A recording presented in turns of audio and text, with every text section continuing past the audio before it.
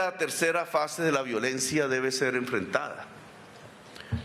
Si el análisis periodístico de esta mañana es cierto, hay condiciones objetivas, no ilusorias, sino reales, que nos permitirían sustituir en territorios de economías ilícitas esas economías ilícitas por economías lícitas.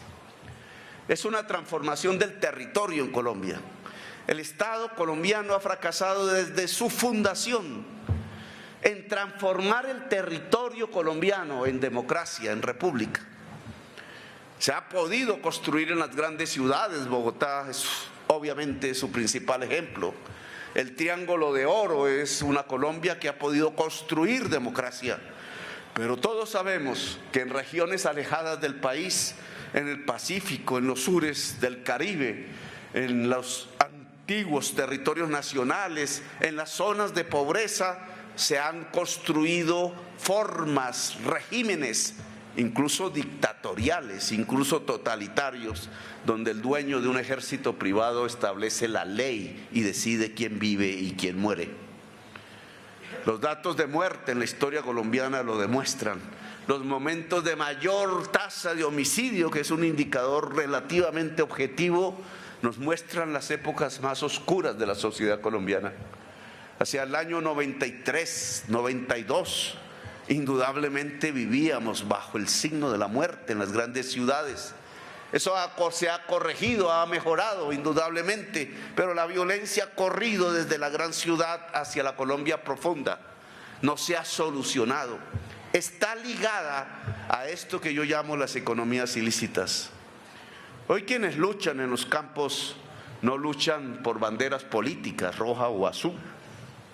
Hoy quienes luchan en los campos no luchan por banderas ideológicas, llámese socialismo, llámese anarquismo, llámese lo que se quiera llamar. Hoy quienes luchan en los campos de Colombia luchan por dinero. Y eso trae un especial y complejo problema. Quienes pueden combatirlos también podrían luchar por dinero. Luego a la Policía Nacional y a la Fuerza Pública en general, y en general a todas las instituciones de las tres ramas del poder público, en esta nueva fase de la violencia le corresponde una enorme responsabilidad, que ustedes generales tienen en sus manos como la mayor responsabilidad de todas, independientemente de qué fuerzas sean. La lucha contra la corrupción. Es que lo que hace juntar a un ilegal dueño de una economía ilícita en alguna región de Colombia con un oficial, con un juez, con un senador, etcétera. El senador que se acaba de retirar a veces cree que generalizo. No, son casos que se han evidenciado en la historia judicial de Colombia. Eso que hace juntar lo que no debería juntarse es la corrupción, es el deseo del dinero, de la codicia. Y entonces si la sal se corrompe, monseñor, dice el Nuevo Testamento, decía Jesús, si la sal se corrompe no hay nada que hacer. Luego, uno de los principios de una estrategia de seguridad en esta nueva fase de las economías ilícitas es la lucha contra la corrupción. Cada institución, este no es un monopolio de alguna, en especial está regada en todas las instituciones del Estado colombiano. Entre más ha crecido el dinero fácil, más ha crecido la corrupción, la capacidad de corroer los valores del ser humano, de ponerlos al servicio no de su semejante, no de su patria, no de su pueblo, no de objetivos que considere preclaros hacia adelante, sino de simplemente la codicia, de llenarse un bolsillo. A veces comienza esa corrupción pensando en que voy a sostener a mis hijos, en que voy a tener una casita por fin, en que puedo pagar la deuda de la casa, etcétera, los problemas cotidianos de la gente en Colombia, pero termina siendo devorado por un huracán que termina con el mismo ser humano. Esa corrupción no nos permitiría llevar este país a la paz, porque la misma codicia sería una especie de sifón atractor de la violencia. Sería como un imán que haría que mucha gente en Colombia no quisiera que pasáramos a un país donde no nos matemos entre nosotros. sino que la oportunidad de lo ilícito, de la violencia, genera también la oportunidad de la violencia. La corrupción, por tanto, debe ser destruida de inmediato. Las tareas, los trabajos, las comisiones para depurar las instituciones de Colombia, para sacar los corruptos de las instituciones, para lograr que quienes las dirijan sean personas decentes, simplemente, independientemente de cómo piensen en la política, de cómo piensen en las ideologías, en las filosofías. Que la decencia pueda manejar el Estado resulta ser un arma muy poderosa para destruir la violencia en el país y para construir la paz.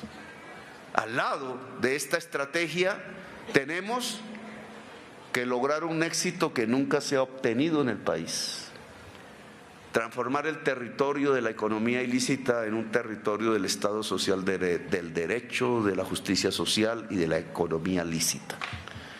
Ayer o antes de ayer la prensa también, en medio de las elecciones, ubicaba el Plateado, el pueblo, un caserío que corresponde al municipio de Argelia, en el Cauca, como una especie, y no desacertada, porque ese fue mi querer en el Consejo de Seguridad, como una especie de modelo piloto en donde se podía resolver la paz o desencadenar la violencia.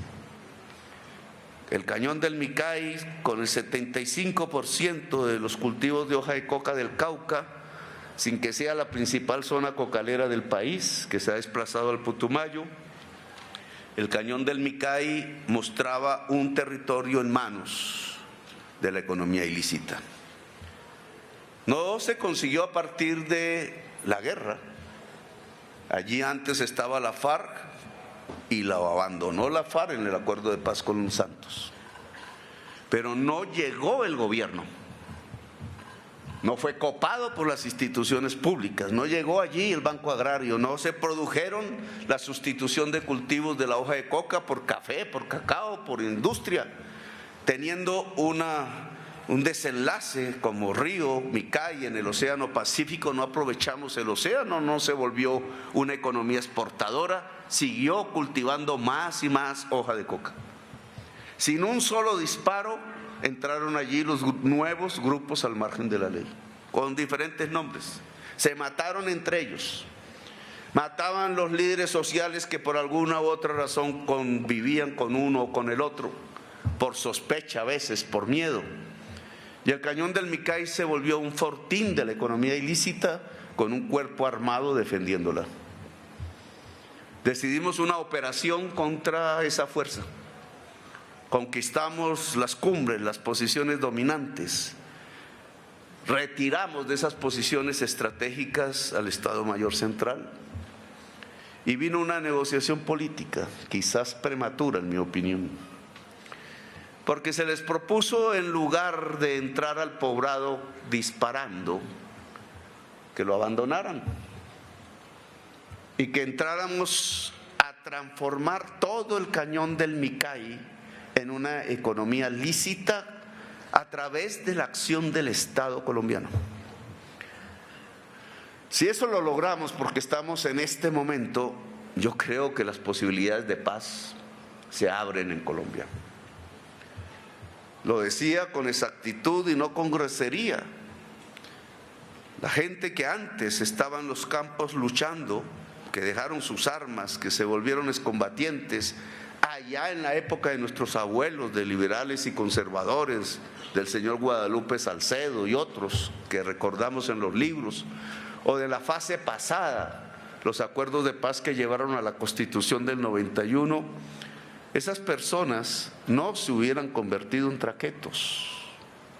Hoy lo que tenemos es una lucha en los campos en donde los jefes de las facciones armadas que levantan esas armas en muchas partes del territorio nacional se han vestido no de guerrilleros, sino de traquetos. Tienen aún la posibilidad de escoger si el camino es Camilo Torres Restrepo, el sacerdote que fundó la Facultad de Sociología de la Universidad Nacional, o el camino es Pablo Escobar.